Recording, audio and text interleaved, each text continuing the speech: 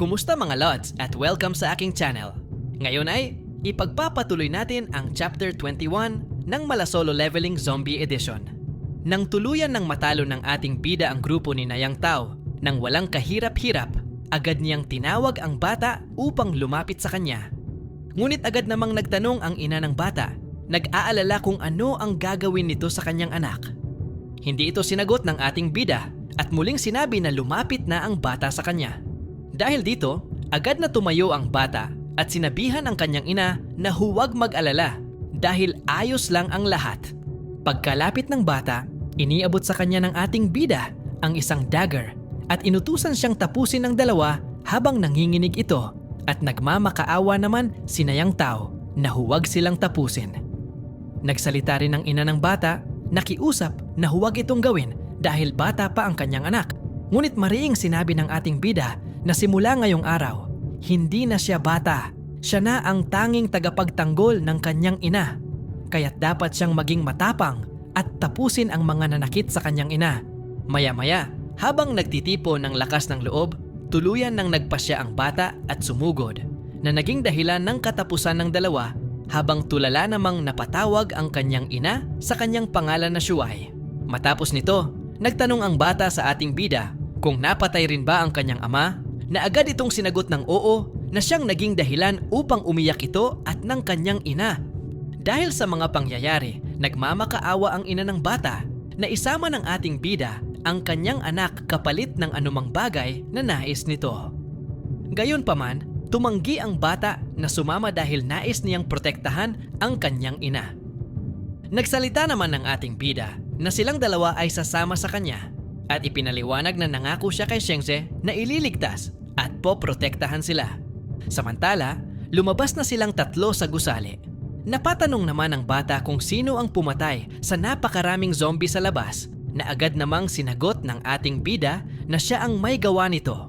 Kaya't labis na humanga ang bata sa kanya. Habang nasa kalagitnaan sila ng paglalakad, pinahinto sila ng ating bida at tinanong ang babae kung alam ba nito ang lokasyon ng Rongxiang Garden na agad namang itinuro ng babae. Samantala, sa Building 8 ng Rongxiang Garden, may mga armadong lalaki na nananawagan sa grupo ni Nali na magpakita na sila at sumuko. Naitanong naman ng isang lalaki kung ano ang dapat nilang gawin at kung dapat na ba silang sumuko. Agad namang sumagot si Lee na hindi sila dapat sumuko dahil tiyak na hindi sila bubuhayin ng mga ito. Muli namang nagsalita ang armadong grupo. Binibigyan sila ng 10 minuto upang sumuko dahil kung hindi ay uubusin sila nito. Dahil sa takot, nagmungkahi ang isang babae sa isa pa na bumaba silang dalawa upang kausapin ang mga armadong lalaki at magmakaawa na huwag silang saktan.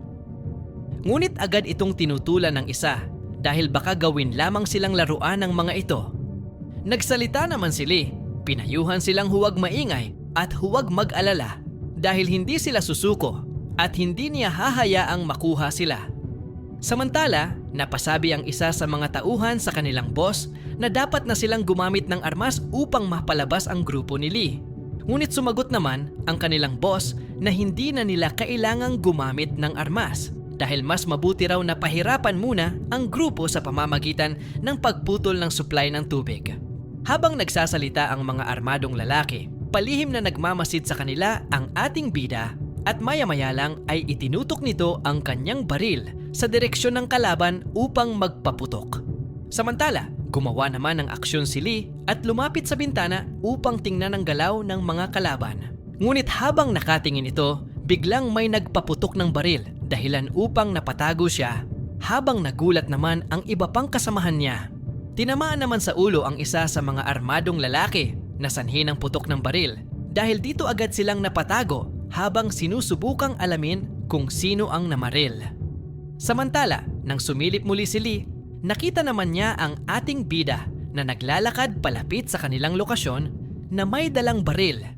At dito natapos ang Chapter 21. Please like, comment and subscribe kung gusto nyo pa ng Chapter 22.